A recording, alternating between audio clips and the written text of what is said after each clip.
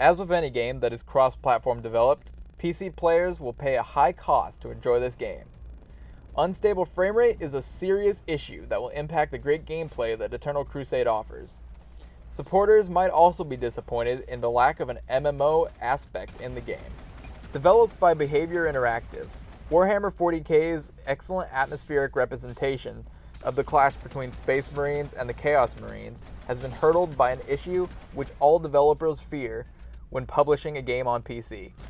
The game's poor optimization has left some of its backers out of the action. Eternal Crusade delivers on its graphics. The last gameplay video I saw of this game was over a year ago, back when buildings and tanks didn't have any textures, and even some of the characters were lacking in them. Today, things are different. The battlefields have been touched by war. Corrosion, dirt, and broken machines can be seen. The character models are also at their final stage of development, though the weapons could use a little bit more work to make them feel real. Unreal Engine 4's potential can definitely be seen with this title. Simple things like rocks look stunning in the game. Explosions are also breathtaking because of all the particles that fly around when something is set off. Grenades leave their mark on the battlefield as well, leaving the ground scorched where they are set off. It reminds me a little bit of Warframe though, because of the game's focus on particle-based visuals. Lighting and shadows have barely been touched. I was expecting at least the lighting to look more realistic, but at the moment, most of it is static. Thrown into the center of battle as a Space or Chaos Marine, your main goal will be to purge the enemy and take strategic locations on the map in order to gather points. Since a new update was released very recently in the customization department, you now have even more freedom to make your character your own by switching his primary and secondary weapons and also his equipped throwables.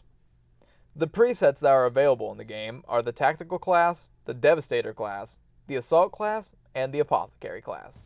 Eternal Crusade also offers vehicles to make things a little bit more interesting.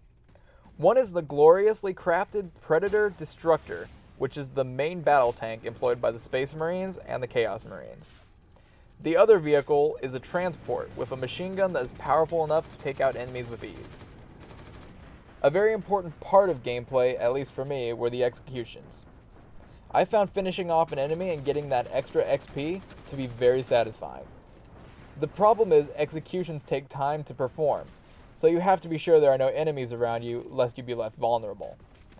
Each class has its own execution moves, and they are very powerful and cinematic. There are also Marines with jump packs that have an auto-targeting mechanism, which I felt was an unfair advantage. It was great to see suppression make its way into the game, as Marines with heavy bolters can use their massive weapons to completely throw off an enemy's aim. When facing heavy bolter fire, the screen goes fuzzy and blurry, and you can hardly tell enemies and friendlies apart. There is a leveling system in this title, but at this point, it does not do anything. You just collect experience and level up, and nothing else happens. Weapons are unlocked for all classes in the customization menu, regardless of experience. You just have to choose which ones you want to take with you. Now, in over 4 years of alpha and beta testing, Eternal Crusade is the first game I have encountered that most of the time dips below 30 FPS when playing with very powerful hardware. I don't want to judge the optimization too quickly, but I do have to state that, most likely, no one will be able to achieve a solid 60 FPS with this title. If even at alpha the game has such an unstable frame rate, its final release may not be much better. Developers keep claiming that the final stages are the ones meant for optimization, yet I never see a big difference from when the game was introduced to the moment it was finished, such as with Arma 3, which to this day performs horribly. The game's matchmaking is also in poor condition. Having to wait over half an hour for a single game is unthinkable. At first I believed it was because there were a lot of players in the game, but soon I found out it's the opposite.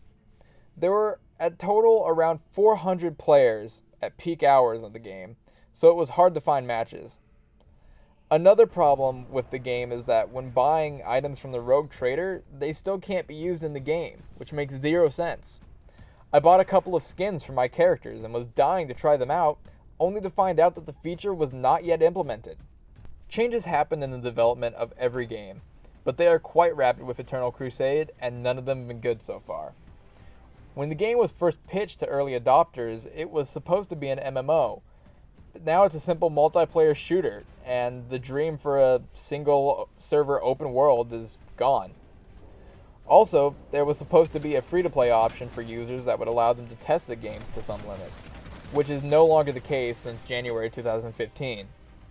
There's been some controversy on this because no one seems to remember the announcement happening that early in the year, myself included.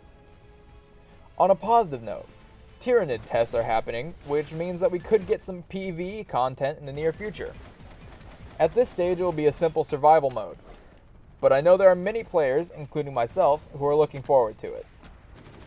Warhammer 40k Eternal Crusade is currently available on Steam and its early access program for $40, or your regional equivalent. Thanks for watching, KeenGamers. Be sure to like and subscribe, and check out our channel for more reviews, let's plays, and weekly giveaways. Also, check out our website at KeenGamer.com for all the latest gaming news.